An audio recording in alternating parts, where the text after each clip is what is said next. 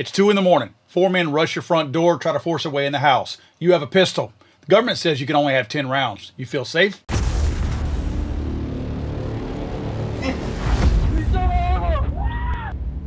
Hey there, friends. Welcome back to another Legally Armed America video. I'm, of course, Paul Glasgow here, the one and only truth pimp, dealing you a vulgar display of logic and reason on a daily basis.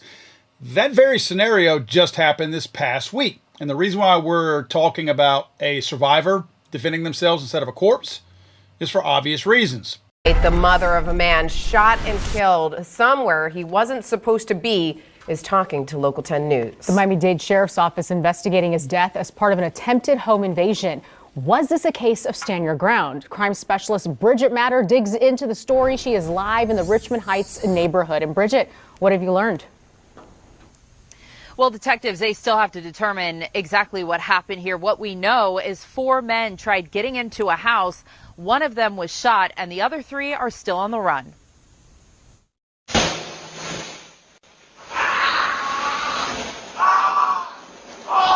Nearby surveillance video captures gunfire and a loud scream around 6:40 Saturday evening. Police say 4 people tried to force their way into a southwest Miami-Dade home.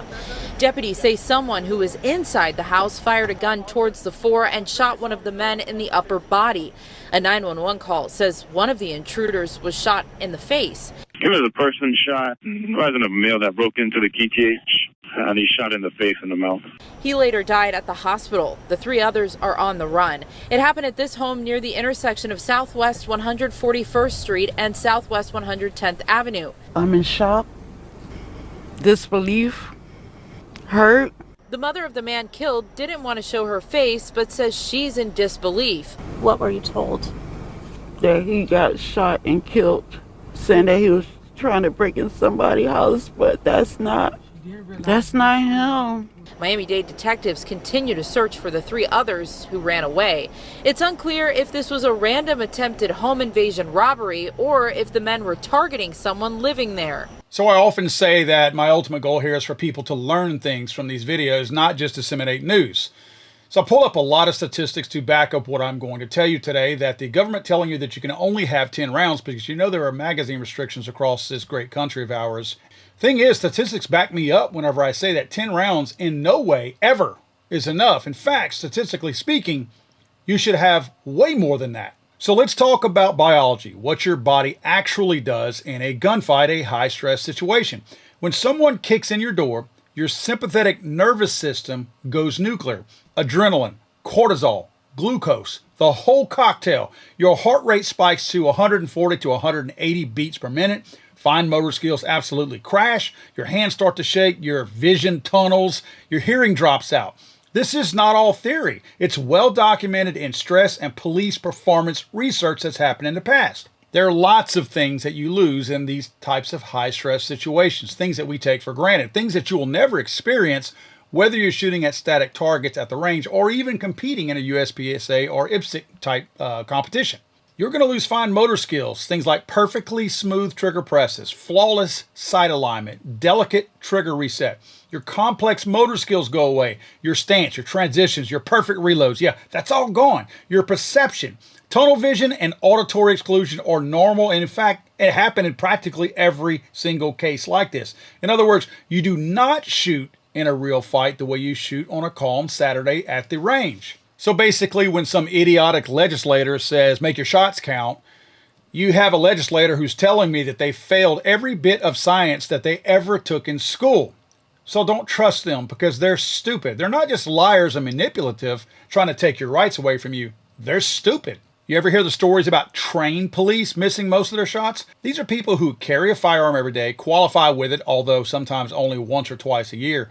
And they train under department policy, again, usually once or twice a year. We've talked about it regularly on this channel, that most of us watching right now have better training than most law enforcement do. And again, I say most, I'm not talking about the special operations guys or the SWAT guys, but most of us have way more training, and we hold ourselves to a higher firearm standard than most law enforcement who carry a pistol on a daily basis. But a RAND-linked analysis of NYPD firearm discharge reports found that in gunfights where suspects were shooting back at the officers hit their targets only about 18% of the time. When suspects didn't return fire and distances were close, hit rates rose but still hovered only at about 30 to 37%. So nobody's firing at you? At best, 37% accuracy rate. Somebody firing back at you? 18% accuracy rate. Another write-up in the Atlanta Journal-Constitution echoed the same point, where trained officers in gunfights often show hit rates at about 18%. And we still hear legislators on a regular basis saying that cops are more trained. Cops get all the exemptions in the CCW exemptions state to state. If there's going to be a constitutional carry law, oh, well, the average citizen's not trained well enough to have a firearm, we'll let law enforcement have it with an 18% accuracy rate. I would be willing to bet that if you randomly picked, let's say 100 law enforcement officer, again, I'm not talking about the SWAT guys. I'm talking about the standard law enforcement beat cops. Take 100 of those and take 100 people who are gun guys, put them together, and I want you to see the success rate from one to the other. It's going to be astronomical and probably not even close. So don't tell me that it's reasonable to have only 10 rounds, because my question is, reasonable for who? The criminals? Now let's look at defensive gun use data, using sources that the anti-gun crowd's simply not going to show you. The 2021 National Firearms Survey by William English, one of the largest gun owner surveys ever conducted, found that about 1.67 million defensive uses of firearms per year in the United States happen. In 81.9% of defensive incidents, no shots were fired. The gun was displayed or threatened, and that was enough. Now, I hate that they used the word threatened right there, but they did. Obviously, it's the presentation of the firearm in most cases had the person tuck tail and run that was attacking the other person. Again, I don't think this is a reasonable gun person or responsible gun person getting the gun out and simply threatening a whole bunch of people. No, that's not the way this worked. These statistics were pulled from exact cases of somebody getting attacked and simply displaying the firearm. 51.2% of defensive gun uses involved more than one assailant. That's important. That makes my point that if we're missing more, then per round that we are allowed to have, and I say that very sarcastically, but per round, you're going to need, based on the miss percentage, probably about 3 to 4 rounds per round. So if I intend to hit somebody once, I probably need 4 rounds to make sure that I hit them, or maybe 5. More on that in a second. Most defensive gun uses, however, are not one-on-one. Multiple attackers are very common. Now, I hate math. I'm good at math. I just hate math. You want to do something? Sometimes it does tell the story. I'm going to show you why the 10-round limit is absolutely stupid. In fact, we're going to use this Florida case where 4 people were attacking this one person. That might make it a little bit more believable and understandable. Let's be generous and use better numbers than real life. Let's assume under extreme stress, a homeowner manages a 30% hit rate. That's actually better than cops in many documented gunfights. So realistically, in many real-world shootings, it can take 3 to 4 solid hits to actually stop a determined attacker. That's consistent with numerous law enforcement and self-defense case reviews where suspects keep fighting after multiple wounds. Let's remember, in many cases, these are not reasonable people who are attacking you. In fact, they're usually lit up. They're usually high. What's the bath salts, meth, cocaine, whatever, crack. These people are jacked up. So what would normally take one person down is probably not going to take the crackhead down. So 3 to 4 effective hits per attacker. We had 4 attackers. That's 12 to 16 hits needed just to stop them all in this Florida case. At a 30% hit rate, how many rounds fired does that take? 12 hits divided by 0.30 is 40 rounds. 16 hits divided by 0.30 is 53 rounds. That's 40 to 50 rounds in a worst case 4-on-1 scenario using optimistic accuracy assumptions. So tell me again why 10 rounds is enough? Because with 10 rounds, I only get 10 chances. You're likely to hit 3 shots at best. That might stop 1 of the 4 guys, 2 at best. The rest are still in your house, attacking you and your family. So when a politician tells you that you only need 10 rounds, what they're really telling you is you don't need to live.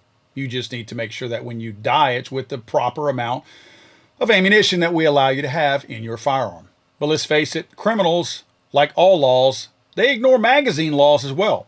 The only people who obey magazine restrictions is you. And in many cases, hopefully, that's not really you. The 4 guys kicking in your door, they don't care about mag bans, they don't care about background checks, they don't care about storage laws.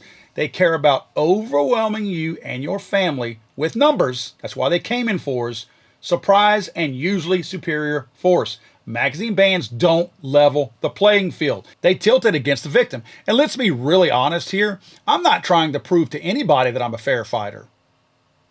Right? My goal was never to make it a fair fight. The reason why I have a Durya DY12Y is because I don't expect it to end fairly. I expect to overwhelm the person who's on my private property seeking to do me and my family harm. I don't want a fair fight. I don't want the news people to say, well, it was a good fight. It was a fair fight. Paul eked that one out, or the criminal eked it out. I don't want anybody eking it out. I want it to be so lopsided that it looked like I was the one attacking the 4 perpetrators trying to get in my house. Again, that Durya DY12Y, yeah, bring it. Because let's remember that the attacker picks the time and the place. You don't. You just got to be ready. The attacker brings as many magazines and buddies and rounds as he wants to or feels the need to. You get a government-approved, artificially handicapped firearm if you allow that to happen. That's not safety. That's state-mandated weakness. But here's the bigger picture and the bottom line. Self-defense is not a privilege doled out by people who are surrounded by armed security, because they all are. It's a right that only works whenever we utilize the tools afforded us. And I don't mean give them permission to use. I'm talking about when somebody invents a really good tool to defend yourself with, use that tool. That's where we exercise our rights. We know defensive gun use is real. If you think a homeowner facing 4 intruders at 2 a.m. deserves more than a 10-round approved capacity, or even the whole safe storage thing, if you believe that they deserve more than that, hit that like button down below. Drop a comment down below. Do you feel safer with a 10-round limit? Or do you want the government to stop sabotaging your very survival and the protection of your family? Share this video with the next idiot that says nobody needs more than 10 rounds, or if anybody even states nobody needs 30 rounds. Share this video with them and throw some stats and actual numbers in their face and tell them to shut the F up. Friends, stay armed, stay trained, and don't ever let anyone with a plethora of armed guards protecting them tell you how you should or shouldn't protect your own family. Don't forget, guys, if you're looking for a book to educate yourself and to educate the idiots out there who can't think for themselves regarding mass shootings, go to damnliars.net. Again, damnliars.net, and get my brand new book, Damn Liars. I'm sorry, I thought this was America.